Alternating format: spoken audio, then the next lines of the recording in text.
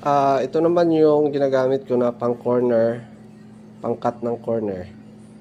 So, mabibili po yan sa Shopee. Hanapin nyo lang yung corner cutter for Sentra board. Good day everyone! So, Kuya Mark naman nagbabalik. At for today's video ay gagawa tayo ng siding ng Sentra board. So, ito po yung tinatawag na 2D.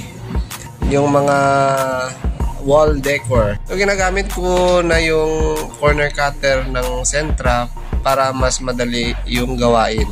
At pinabilis nga nito yung ating pag-cut. Kasi didikit mo na lang and ika-cut mo na siya sa corner. Kaya nga naging corner cutter siya eh. Ayan, so makikita nyo sa video, madali na lang talaga mag-cut. Kasi meron na siyang guide. Yung pag-cut mo sa corner ay straight na straight talaga. At yung gamit ko na glue ay Sino Glue. Kung sa mga magtatanong kung saan ko nabili, ilalagay ko na lang dyan sa comment section yung link.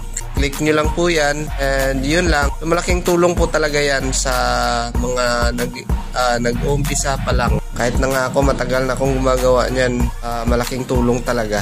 So yun lang mga bossing. God bless sa ating lahat. And happy printing! Good day!